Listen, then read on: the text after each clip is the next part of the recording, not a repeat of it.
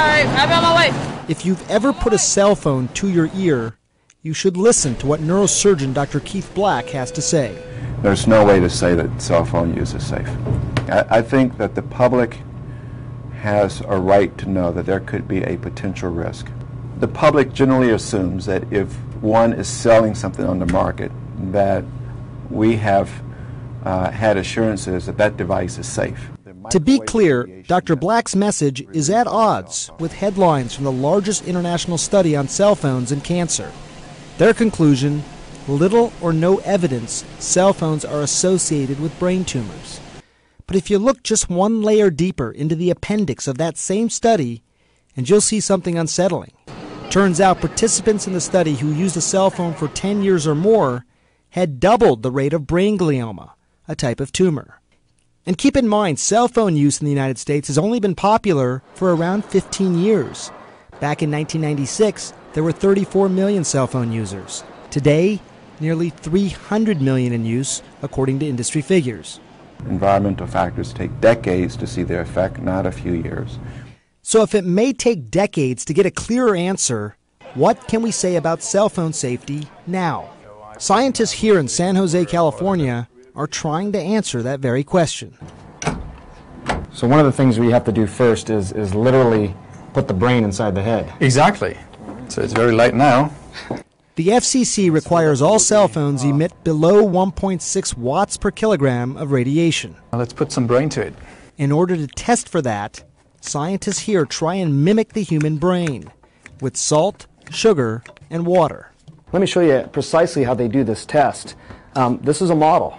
This is supposed to approximate the human skull, an adult male. This is my phone that we've actually attached there. It's connected at the angle that most people would speak with. And inside over here, very important, this bubbly liquid inside, that's what represents liquid brain. What's going to happen is the phone is making a call. After a period of time, this device is going to come over here and start to measure radiation at all sorts of different points in the brain. After that, they're going to take all of those numbers, basically put it on a computer screen, and tell us where the hot spots are and just how high the levels got. My cell phone measured within FCC limits, but the whole process was, well, surprisingly low-tech. And what about different size skulls? Or children? In children, their skull is thinner, their scalp is thinner, so the microwave radiation can penetrate deeper into the brain of children and young adults. And their cells are dividing at a much faster rate, so the impact of the microwave radiation can be much larger. But there have been no studies on children in cell phone safety. And here's something else that might surprise you. The cell manufacturers themselves actually advise against putting the cell phone right next to your head or really anywhere in your body. Take a look, for example, with the iPhone 4. The safety instructions specifically say when using the iPhone near your body for voice calls, keep it at least 15 millimeters or 5/8 of an inch away from your body. And what if you're a BlackBerry user specifically? They also have safety guidelines. In this case, they say keep it 0.98 inches or 25 millimeters from your body, meaning your head or really even your pocket. Dr. Keith Black has been talking about this longer than many, but the voices joining him are becoming louder and more prominent. The city of San Francisco pushed for radiation warning labels on cell phones. The head of a prominent cancer research institute sent a memo to all employees urging them to limit cell phone use because of possible risk of cancer.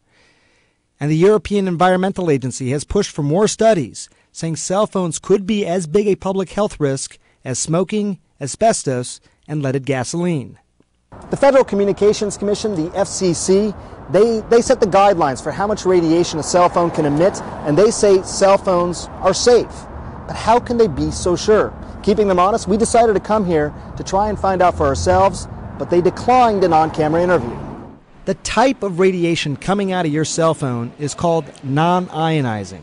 It's not like an X-ray, but more like a very low-powered microwave oven. What microwave radiation does, in the most simplistic term, is very similar to what happens to your food when you put your food in a microwave oven. It's essentially cooking the brain. But based on their past statements, the FCC isn't convinced there's a real risk and maintain they, quote, do not endorse the need for consumers to take any precautions to reduce exposure. Dr. Sanjay Gupta, CNN, San Jose, California.